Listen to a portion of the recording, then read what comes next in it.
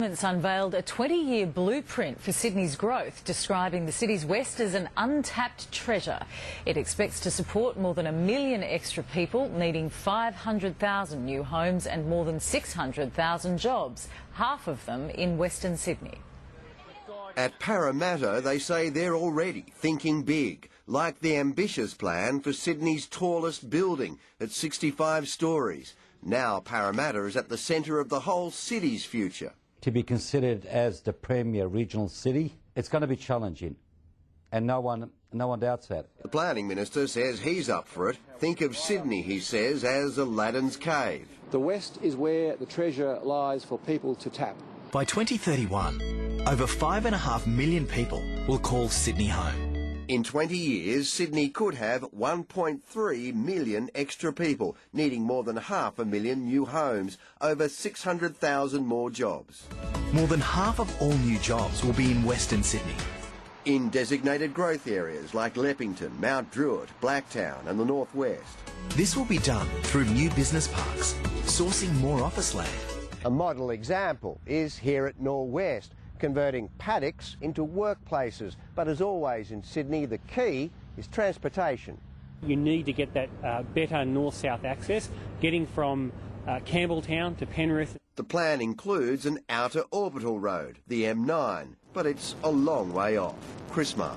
Technically, it's the heart of Sydney, and Parramatta is now being trumpeted as the very future of our overall city. It's the centrepiece of a new state government vision that's called the Metro Plan, which maps the long-term future of how and where we live. Here's Amanda Hart. The government calls this its Aladdin's cave. The west is where the treasure lies for people to tap. It's the latest blueprint to manage Sydney's growth, called the Metro Plan. It's ambitious, 545,000 new homes by 2031. That's a blessing for Ahmed Khan. He's been struggling to find somewhere to buy in Parramatta for the past 2 years. It's really hard to find a decent house, even in western suburbs.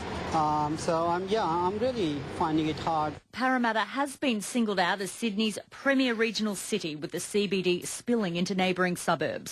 It's going to be challenging, and no one doubts that. Jobs is the other challenge. The plan aims to create 625,000 new ones, mainly through employment hubs scattered throughout the west. They'll focus on the industrial, freight and logistics industries. We're looking at creating jobs in the media, industry, accounting, law, closer to where people live.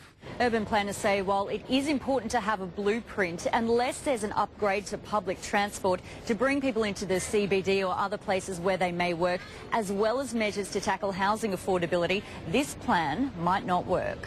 Transport hasn't been forgotten. The plan wants to block off land for a freight corridor and public interchanges. We'll need to spell out where the new schools, transport connections, parks and playgrounds are going to go. The plan is out for consultation. Amanda Hart. About to go through another growth spurt with an extra 1.8 million residents by 2031, most of them in our west.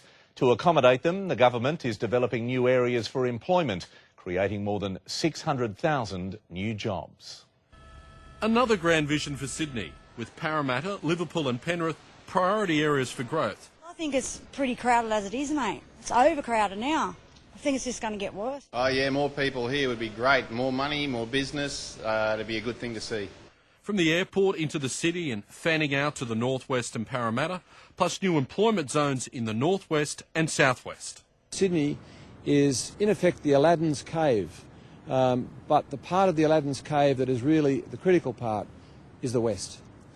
The west is where the treasure lies. By 2031, Sydney's population will rise to 5.6 million people. That means we'll need 2.2 million homes to house the growing workforce. It's estimated 2.8 million people will require jobs. If Sydney's going to cop 500,000 additional homes, 1.3 million more people, then the Metropolitan Strategy has to tell us what this means for each suburb. The strategy pushes for plenty more terraces, townhouses and apartments, especially close to bus and train stations. That will include the hills along the length of the North West Rail Line and the South West Rail Line near Camden. It means opportunity. It means that it would allow our locals to be able to work closer to home. Kevin Wilder's in Parramatta tonight. Kevin, there will be plenty happening where you are.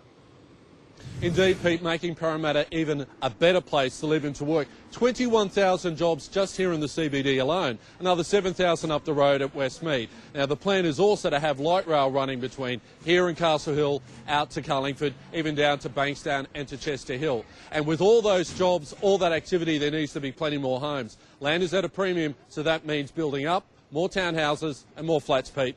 Thank you, Kevin.